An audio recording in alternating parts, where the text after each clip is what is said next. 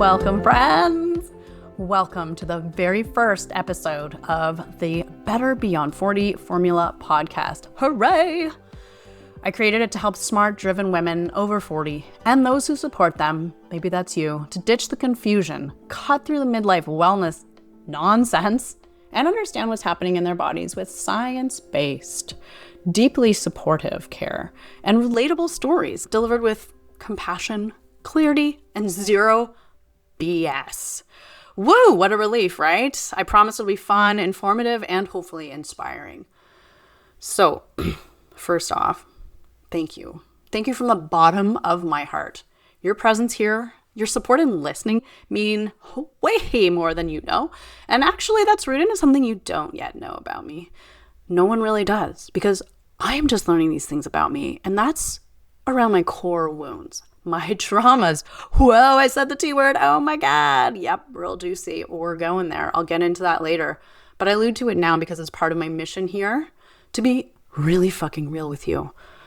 Real in this very public forum in ways that my 10 years ago self, hell, my 1 year ago self, would crawl into a hole and die thinking about. Absolutely not do. Not that much vulnerability. Nope. But like, that's part of my role as a health provider.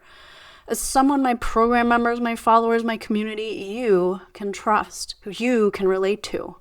I want you under no illusion that I haven't also been in the depths of the shit.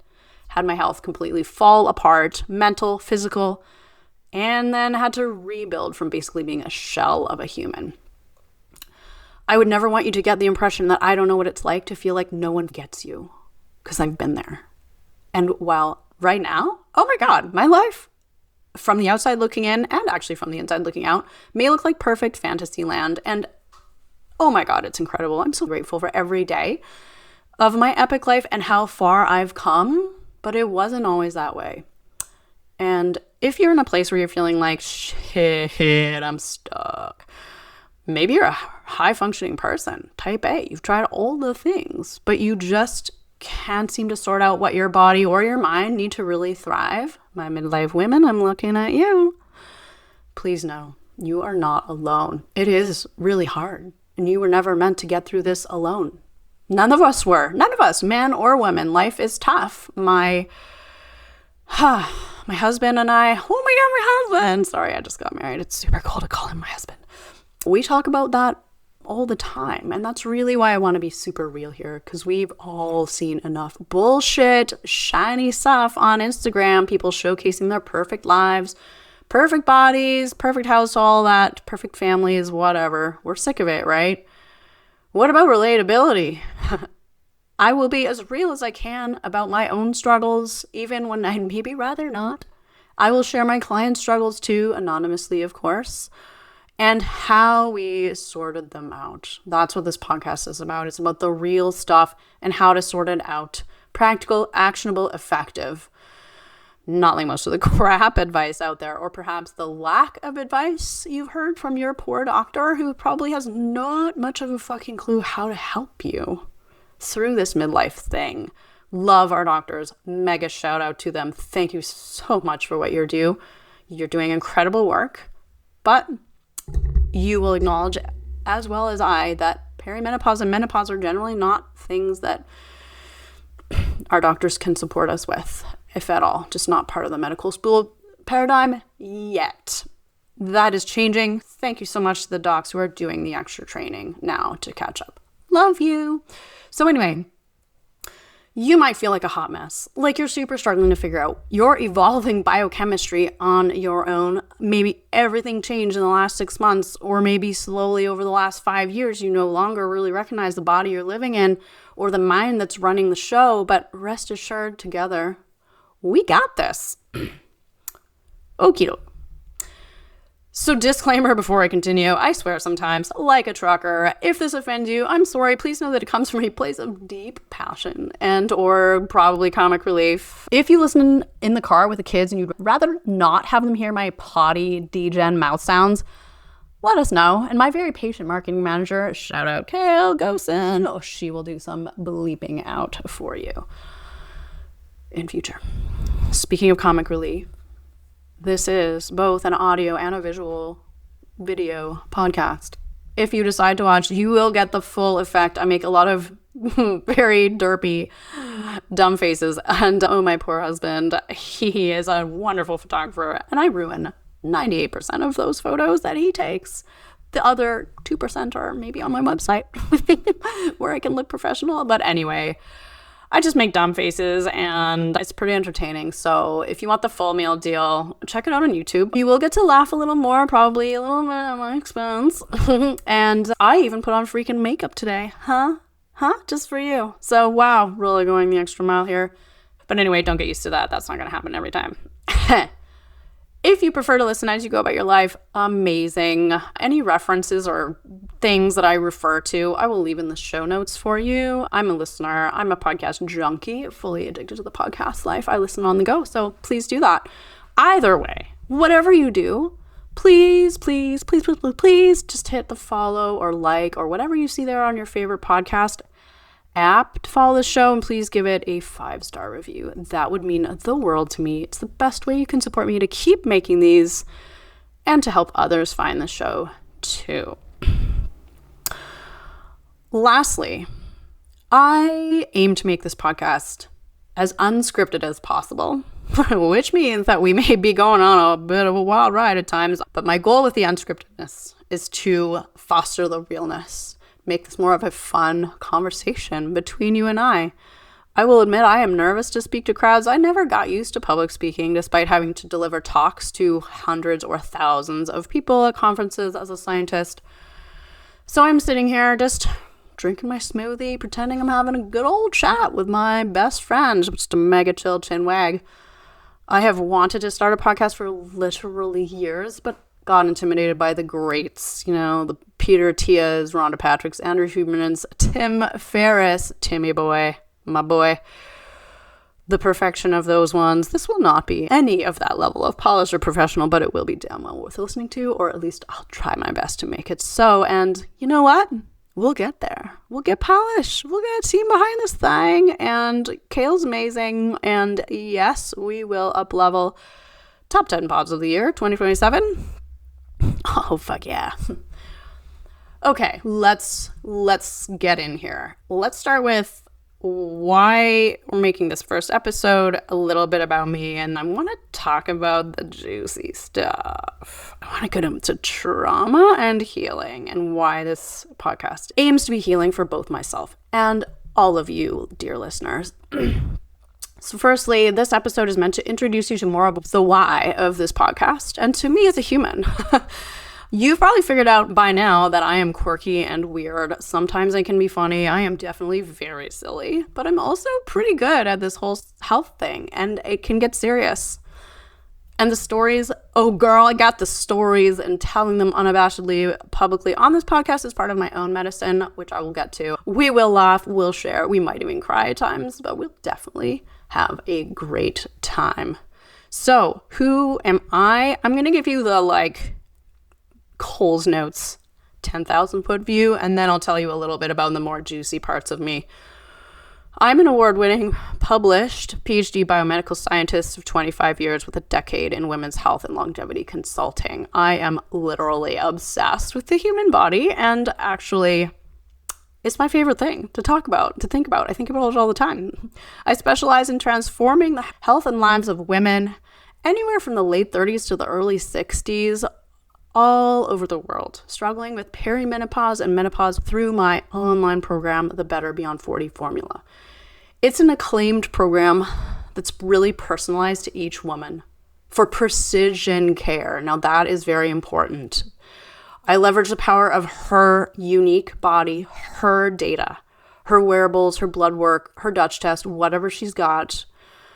We also go out and get the right data so we can collect her whole health picture. So she gets the most effective care and reaches her goals efficiently, all while living a lifestyle she loves. So that's super important. Sustainability is the name of the game. There are no stupid diets, no crazy exercise plans, no questionable weird supplements or pills or dumb shit like that. No one size fits all, probably designed for a man, plans here. As a woman in midlife myself, I really understand the struggle. My vision here is to redefine what's possible for women in midlife by delivering the precision, science-based, supportive care they deserve, so we can all feel unmistakably better beyond 40 in every way that matters. Bam! My vision with the podcast, my vision with the program, my kind of raison d'etre. Let's do this. So why a podcast? Let's jump into that little piece, because that's where shit's about to get real juicy. Aside sharing what I've found in the research and among my clients to be the best, most effective functional lifestyle medicine, which will largely be the focus, this podcast is also medicine for myself, for my own psyche, and I hope for yours too. Where I want to go with this, and I alluded to the little T trauma word before, is to this psychedelic medicine journey I had on Saturday with my dear beloved husband and 6 other gorgeous humans. Oh my gosh, it was so fantastic, so special, so profoundly insightful. And this was not my first rodeo. I have done much psychedelic medicine before, not necessarily in this format. I've sat in ayahuasca for, 9 nights of my life. I'm a fan of LSD as a healing molecule. But this particular journey was the second journey that I had done, also with my husband, Brian, and it was ayahuasca, which most people haven't heard of. I hadn't heard of it till earlier this year. We had our first journey together, a private ceremony for the 2 of us before we got married. Yay!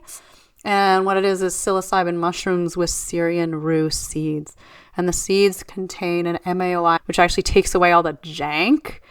It elongates the experience, makes it deeper, and actually so beautiful. Like, I swore off psilocybin mushrooms when I was, a long time ago. I had my day with it in my teens and 20s, but like, ooh, gut rot, all that stuff. None of that with this medicine. It is so beautiful, so gentle, and so profoundly deep. No barfies, nothing like the ayahuasca, like, wah, turn you inside out and make you extraordinarily uncomfortable before you piece yourself back together. Anyway, it was wonderful. If you are interested in this kind of a journey, I will refer you to my facilitators. Are extraordinarily skilled. Uncovered so much, but there was a few pieces that I really wanted to share, massive things today, because I think they're really relevant for a lot of us. I talk to women every day who I can see pieces of myself in. I'm sure you feel the same way. We all relate to each other around certain traumas in our lives. And I think that 2 of the most common ones that I see, I'm going to speak to right now for the rest of this episode, actually, because I think they're extremely important and very damaging. And actually for myself, I had an idea a little bit that some parts of those traumas were still alive in me, still had a hold of me, but I had no idea how deep they had a hold of me until now. I'm going to speak to them as if they're not there anymore, as if we're done with them. But of course, the healing is never done.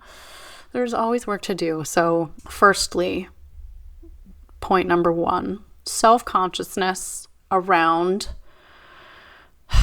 speaking as a reflection of how I value myself. So this very podcast, I have decided to do a while back. I always wanted a podcast, actually. And I was terrified. I have a little voice inside of my head. Let me know if you relate to this. I would love to hear this from you. It tells me every time that I talk at length about myself or tell a story, or I'm talking about something that's not transactionally valuable, it's not like of traditional value to someone, like health advice, for example, there's a voice in my head that goes, oh, shut up, Mary. Like, stop talking. Like, this is, no one cares. No one's listening. Blah, bloody fucking blah. It's horrible. I can't speak for longer than 20 to 30 seconds in a group and not have this like, ooh, this withering feeling of like wanting to make myself smaller. Just being like, ooh, why are you still talking? And that comes from a deep place inside of me from when I grew up. And some of you will really hear me on this. So we, the collective we, in our 40s, grew up in the, 80s, where children should be seen and not heard. Or before that, children should be seen and not heard. Women, seen and not heard. Shh, don't ruffle feathers. Don't speak too loud. Don't be too big. Don't upset anyone. I also heard from very important people in my life that my opinion doesn't matter. Shut up, Mary. No one cares. Stuff like basically no time for my ramblings, my musings, my story, any of that. And so if you relate to this, I feel you. I hear you. And this wound goes so deep, and it reflects in how I value myself and my sheer terror of actually starting this podcast, because right now, the way that I'm speaking to you, having you listen to this is pure medicine for me. And it's so uncomfortable for me to think that I'm taking up your time, quote unquote, that I might be boring you. Like, obviously you're going to peace out if you're not interested in hearing what I have to say. And I hope you don't. But yeah, it really reflects on how I interact, how much of myself I give to people as well. I am a giver. And the other piece of this, realization number 2, is that I overgive. And my whole self-esteem, and I've known this for a long time, is built around what I do. How much can I accomplish? What grades did I get in school? Like, what am I doing with my life? What's my job? How can I help people? It's transactional. It's my to-do list. How much did I get done today? Like, I evaluate a good day by basically like, how many things did I check off my list? Not like, am I happy? Do I feel rested? Did I have a great time today? What? That's fucked up, yo. And I recognize this, and it's gotten way worse in the last little while with like having my business explode and like really going balls deep on this business accelerator where I'm surrounded by entrepreneurs living a same like breakneck speed lifestyle. So I know where it comes from in my immediate realm. So I need to like stay in contact with that side of me that is not that. My left side is interesting. So in the medicine work and in my life, all of my issues are on my right side. The right side of my body is tight. I always have neck pain here. I have like shoulder pain. I have actually it fucks up my shoulder. I have a lipoma back here. I have tension on my right side. It's all of this like, do, go, very yang. And the left side of my body feels very open, very free. I can like bend deeper on that side, all this stuff. None of that stuff matters right now.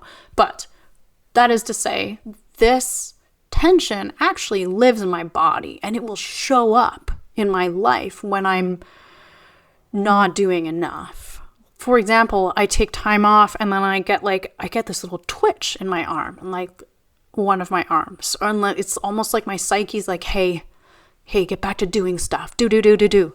And I talk to a lot of you women out there all the time, every single day, who are so on the go train. You feel like you don't have a choice. And I'm here to say, we all have a choice. We have priorities. Even if you have 7 kids and a full-time job, there are ways out of that go, deeply imbalanced nervous system sympathetic drive. And I need to take some of my own goddamn medicine on this, because I am just more recently just really not taking care of myself. And the way I've justified this to myself is that I just had 6 weeks of holiday. That side of me, that right-hand side, whatever you want to call it, the driver, is like, you had 6 weeks off. You had a wedding and a honeymoon. Immediately after my honeymoon, I went to Mexico. That was a work trip, mind you.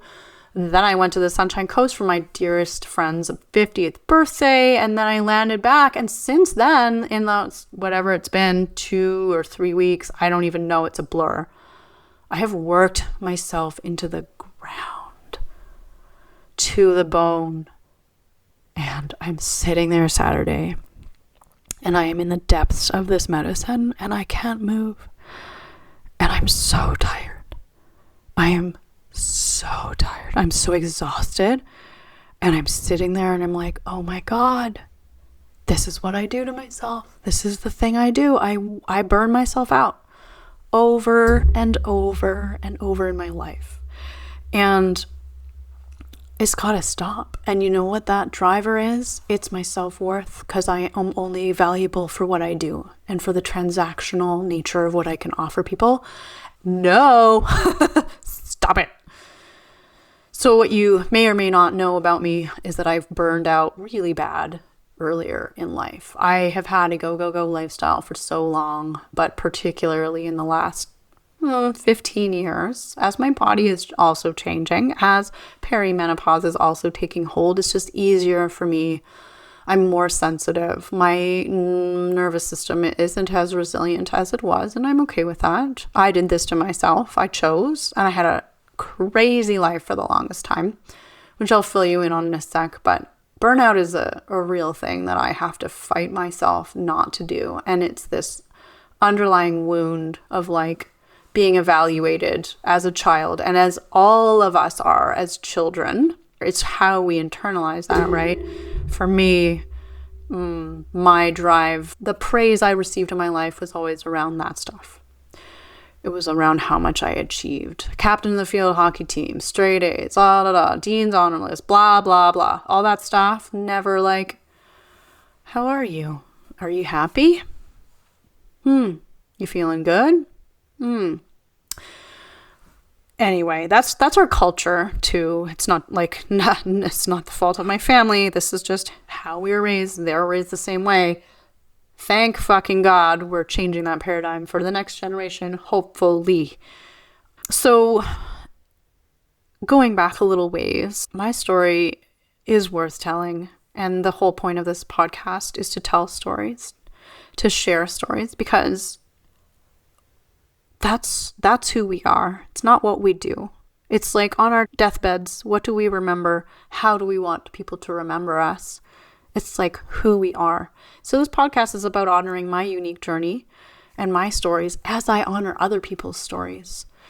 And I will honor your stories on this podcast. A lot. I love it. I love people's stories, and why would I ever think that they didn't want to hear mine? I don't know. It's really silly. So moving beyond the transactional. And I want to anchor that awareness in that part of the medicine that I offer every client, every time we see each other, then that you offer each other as human beings moving about in the world. Honoring our stories, our uniqueness, our who, rather than what we do, rather than reducing ourselves to the masses, like back to the 80s again, like you're just a number, social insurance number, go to the doctor, listen to the man, do what you're supposed to do. Everybody's cookie cutter, like fuck that. That's how my work is as well with clients, like on that note, because you are a unique and special flower. Everyone is. I will never endorse like these one size fits all things that you see on Instagram or the media or whatever. Those prescriptive diets, exercise plans, blah, blah, blah. Because they don't work across the board. You wouldn't go to a doctor's office and sit down and then ask the patient ahead of you, like, let's call him Tom. Hey, Tom, what'd the doctor tell you? I think I'm going to try that. And then leave. No. So why we do this to ourselves with our health? No. The biggest kind of light bulb moment for me on that, and why it's interesting that it's come full circle for me now, offering this like deeply personalized head to toe optimization plan, stems from my own terrible health failing to myself, actually, when I was in my early 30s. So backing up, I was at Cambridge University for my doctorate degree. Absolutely loved it.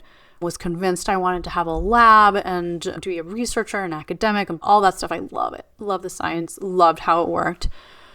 Moved back to North America because I was married to somebody who moved back here. We moved there from here. And the culture in the lab I moved in was so toxic. My boss was a fucking psychopath and abusive. He would yell at my grad students. So I basically ran the lab for him in many ways. He wrote the grants. I did a lot of the like actual like teaching the students, all of that stuff. And that was really hard and awful on everybody's nervous system. The whole culture of it was toxic. It was all about publishing. It wasn't really about like, let's get together and talk about science like it was at Cambridge, which was quite idealized, I realized. And like, obviously this isn't speaking to North American science across the board, but it's definitely more of a driver here is like publishing, get the paper, get the funding, do more research, hire more, buy more stuff, all that stuff. And it sucks that in the field that I was in, you know, pharmaceutical industry has interests and can actually very much influence where the funding goes. Ugh, barf. Anyway, I digress. That whole thing was very stressful. I worked like 60 to 80 hours a week. We spent all of our time together, me and the people in my lab and the adjacent labs. Got to know the PIs, the principal investigators, professors really well. Some of them were really young. That was really cool as well. We would drink a lot. We would party a lot. I also had another group of friends that I loved partying with on the weekends. I really pushed my body to way too much. Like I would go, I'm a bit of a raver. I love dancing. I used to dance all night long till like 6 a.m. I would never dream of that now. That is not a part of my paradigm. Unless I'm at Burning Man or maybe Base Coast, one of those festivals, maybe once or twice a year. Because I love the music so much, I love to dance. However, my body is like, no. Daytime parties? Absolutely. Yes, please, sign me up. Got any? Invite me, please. But I really pushed my body. I was working like a dog, socializing like crazy, going out on weekends, sometimes all night. I was exercising like a fiend, cycling back and forth to UBC, like 40 minutes each way, quite hilly, sweaty, like the whole 9 yards. That was after I got up, after 5.5 to 6 hours of sleep, not enough. Went to a very intense 1 hour workout, and then I would throw down a little bit of breakfast and then get on my bike, ride to work all day, have a small lunch. I was also eating uber clean. Like I was very orthorexic on reflection. That means that you really don't have any interest in eating anything other than something that you deem as extremely healthy. I don't actually know where that came from because I wasn't really like I wasn't overweight or anything, but I was just like, I only want to eat these few foods, these salads, and maybe it was part of this control pattern, something I needed to heal that was deeper, that is now very much gone because I love chicken wings and all the things. But yeah, I wasn't fueling my body appropriately, and I was really burning the candle at both ends. And eventually, I think I was 33. I burned the fuck out. Oh my God, it was awful. And I didn't see it coming. I felt like such a moron. Like I didn't know how to pilot this human body, even though I know so much on a molecular level, genetics, cellular, about how the whole thing works. I couldn't operate one. I just drove it into the ground to the point that I stopped having a period. So I stopped bleeding. I had hypothalamic amenorrhea, according to the neurologist, and I went to the OB-GYN. I went to regular GPs, and this is where my kind of healer's journey story comes kind of full circle back to what I do now, is because I discovered in that moment nobody could help me. No one had a fucking clue what to do with me. And I heard, you need to slow down. Absolutely, I did. But like, what can I do? Nobody talked to me about sleep, about diet, about rest, about my nervous system. All I got was take this pill, the birth control pill. And my OB-GYN, and at the time, and I was like, I looked at her and I was like, that's not going to help me. That is not root cause. And she kind of looked at me quizzically, and she didn't know that I had a PhD in molecular biology, biochemistry, and I didn't feel the need to say anything. But I just like walked out of there, and I was like, whoa, I really fucked up. I really need to take care of myself. And that's what I did. I quit my whole life at the time, and I started again. The only thing I didn't leave behind was the friendships I found super nourishing. I stopped partying. I gave up my beloved apartment in beautiful Mount Pleasant in Vancouver that I painted red and made my own thing. It was a gorgeous artist loft. I absolutely loved it. Gave it up, sold all my shit, and I moved to Kauai.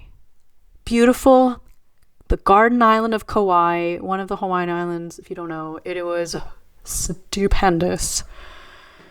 I lived there for as long as I could, which was only 9 months, but I basically got there with my suitcase. I took my paints with me. Actually, got to do something that I hadn't done since I was a teenager. My friends didn't even know, my best friends didn't even know I painted. And it's one of my passions, actually. I'm a pretty good artist, I will say. I'll toot my own horn on that. I have a website, marypines-art. If you are interested, you can see what my stuff looks like. And I loved it. I loved it growing up. In fact, the choice for me as a young kid was like go to art school or go into biochemistry, molecular biology. And I chose science because I knew I could always keep art on the side, which I sad face did not do. And now I would love to have time for that. But anyway, I digress. What I did was take my paints to Kauai and I created myself an art career. Every single day, I painted all day. All I had was my tent, my little portable easel, and my paints, my paintbrushes, and a bag. I bought a car for $600. Love that. POS white Ford sedan, baby. Ooh. And at the time in Kauai, you could live for $3 on the beach. You can stay there overnight, and people would do that. It was really cool. The people I met were super interesting. That didn't last very long because it was November and rainy season was about like a thing. But I actually met and had a really nice little thing with an artist from the north side of Kauai. He lived there, Max, and I adore Max. He's great. We fell out of touch, but hi Max, if you ever hear this, you're wonderful. It helped me to really kind of find my feet there, introduced me to some people, and my art really took off. It was like the universe was like, yes, yes, yes, yes, fucking yes, do this. Because within a few months, I was selling paintings for thousands of US dollars a piece. And I was like, yay, I can do this while I heal my body. While I was painting, I was absorbing, just devouring all of the functional medicine stuff I could, all the biohacking stuff, like the big names in biohacking were at it with the podcasts. It was early days for podcasts, but like we had Ben Greenfield and Dave Asprey. Rhonda Patrick was on there, some of those guys, Mark Hyman, of course. OG. I learned so much from them. I would attend conferences remotely while I painted and just listened. And from there, I knew enough based on all of my other training to like finally heal my body with functional lifestyle medicine. And that's what I do now. I offer functional integrative lifestyle medicine. That is my jam. You can fix so much stuff with lifestyle, natural, sans drugs. Drugs are great for very specific things when they're needed and only if and when they're needed. And sometimes we get there, but oftentimes we can avoid that whole path entirely with lifestyle. So I learned how to pilot a human body finally, and I was like, oh my God, I can't believe what you did to yourself. So anyway, that went really well. Long story short, I was there for 9 months. Donald Trump got elected the first time. I was like, peace, I am out of here. I wanted to go back, and I actually was potentially going to try to get married for a green card so I could stay there, but Trump trumped all that. Anyway, I landed in beautiful Whistler, British Columbia. My parents had a place there, which we had owned, like they had owned since we were growing up, since I was 12. So I could land there and like continue to paint and continue to learn and explore and make enough money to survive. I also actually at the same time decided to do a bodywork certificate at the Vancouver School of Healing Arts, which was profound. I really wanted to learn the other side of the physical body. And gosh, I learned so much. They were awesome teachers. And so I got to work with the physical body more and learn about sort of the macro view of our tissue interconnectedness, which was fascinating and paid me well. And I got to work at some of the best spas in Whistler. At the time, Needle Lake Lodge, shout out, absolutely awesome team there, and Scandinav Spa. So, wow, super grateful to the beautiful humans who worked there. I love you guys, and I miss that whole situation. It was great. At the same time, all of this stuff that I had learned to do for my body, it landed me in a place where I felt better than ever. I looked better than ever. I felt better. My energy, like my mood, everything through the roof to a point I could never have imagined. Better than in my 20s. And people were coming up to me, like, who knew me before, who were like, what are you doing? Can you teach me? And I was like, hell yeah, absolutely. And so that kind of slowly evolved into me having my own little private practice. And eventually somebody was like, well, why don't you join a clinic? You could just like, have the admin done for you, like easily get clients, da da da. And I was like, that's cool.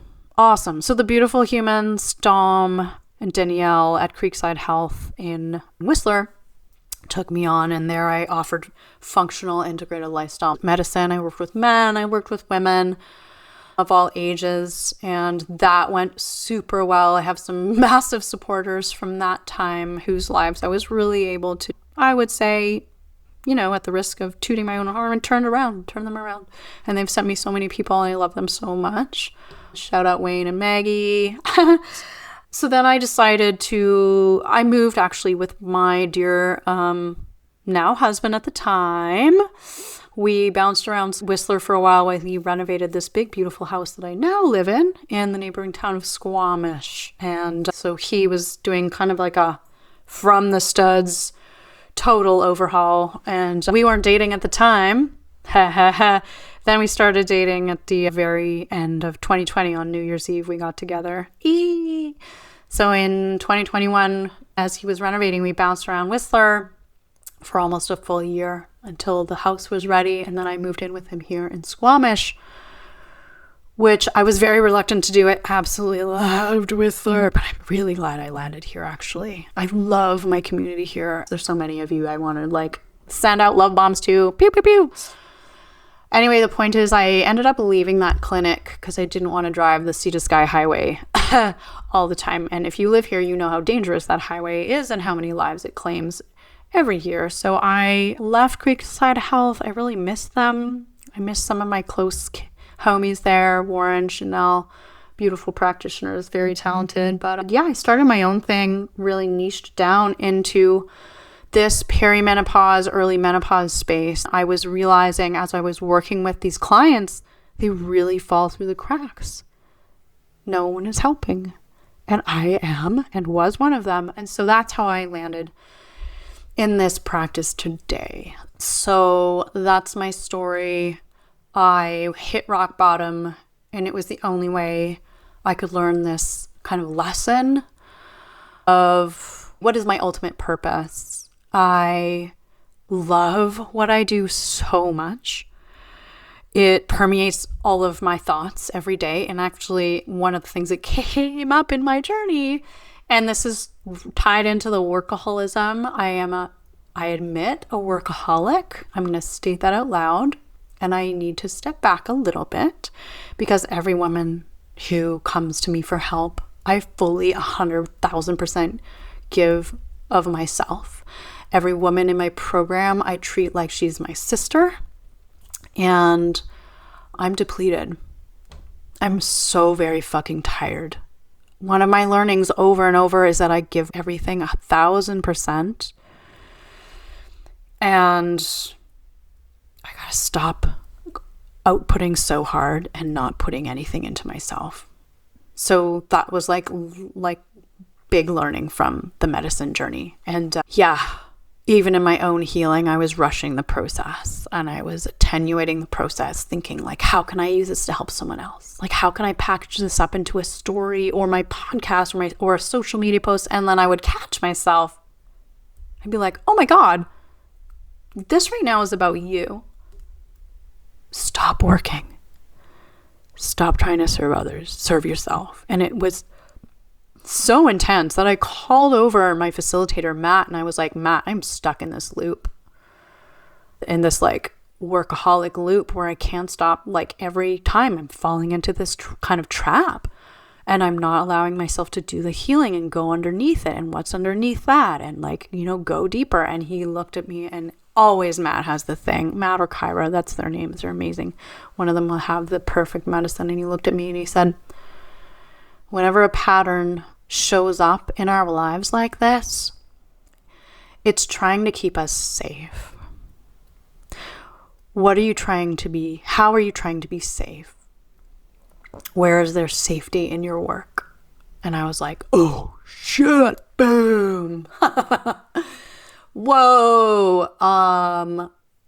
Yeah, I don't feel safe or valuable unless I'm serving someone else or I'm working on my to-do list or working in general. It could be chores. It's just doing keeps me feeling safe. And so there's the work that I'm continuing with. I wanted to share that with you because I think it's really poignant, really brilliant of him to say, and really relevant to a lot of us who are kind of constantly on the go and can't sit still. I see this a lot. It's really bad for hormones. Not what you want. Yeah, and that's my work going forward, is to be really with this part of me and speak to it actually, and telling it it's safe and I'm safe to just rest and sit on the couch and do fucking nothing, watch a dumb movie and be totally fine with it. So yeah, that was my story. I don't think I've ever told it in that length before. If you're still with me, thank you for listening. It honestly, and now you know why, it means the world to me that you're listening. Let me know if you enjoyed this. That would really help me to continue to share and to provide a platform where others can share. If you want to share on here, hell yeah, let's talk about it. If you have somebody you know with an extraordinary story or someone who has a piece to offer around, anything that's relevant to anyone, or especially midlife female health, mental or physical, please reach out, let me know. So bringing it back all together, some major new awarenesses came up for me. I'm delighted to share them with you. Things around self-worth, messages we grew up with, the uniqueness of who we are and what we need for our own unique health journey, mental and physical, and just honoring that for ourselves and for each other, and making sure we rest and we restore before we give ourselves to others. Thank you so much for listening. Again, please, gentle reminder, don't forget to follow the show. If you enjoyed it, please leave a 5-star review. And if you have topics you want to hear about for future podcasts, please don't be shy. You can drop us a line at info@drmarypines.com. And now, for one last moment, I must plug my amazing program just a little wee bit more because it's damn fine and it could help a lot of you listening to seriously level up your lives in many ways. So many of my members actually tell me they wish they'd have found me sooner. They wish they found the program sooner so they could enjoy their lives more sooner. So please don't sit on this. If this is something that you're hesitating about, 2026 is right around the corner. It's December, New Year's, all of that stuff. Don't make a New Year's resolution, please. I feel like that shit backfires. It's bad for our mental health. But do resolve that you're going to do something about not feeling your best. Whatever that looks like for you, we can talk about it if you want to book a call. So if you are a midlife woman anywhere between your late 30s and early 60s and you're ready for clarity, support, and a roadmap that's personalized to you so you can truly feel better beyond 40, please visit drmarypines.com. Explore my program. I have a free masterclass on there that offers you some super valuable guidance, insights you've probably not heard before. Definitely won't hear from your doctor. It gives you a glimpse behind the curtain into my program as well, and what we cover in there, how I can help you. It also covers who I can't help, who I don't work with. So that's also an important qualifier too if you're interested. Please also be sure to join my newsletter for weekly drops of yummy guidance, insight, and junk debunked. I love calling bullshit on the dumb stuff in the media that comes out now and again, or new products that just don't work. And finally, please follow along on social media on Instagram at Dr. Mary Pines. I'm on there the most. I'm pretty shit at TikTok. It's for the kids. I'm trying, guys, but whoa. Anyway, Instagram at Dr. Mary Pines, day-to-day inspo there, and more just fun derpiness from me too. I love derping around. So please know, in closing, you're not alone in this journey and you deserve to feel incredible. I'll talk to you soon, my friend. Final shout out to the amazing Max Valerie and to the wonderful King of Punjab. You guys inspired me to finally do this. Thank you.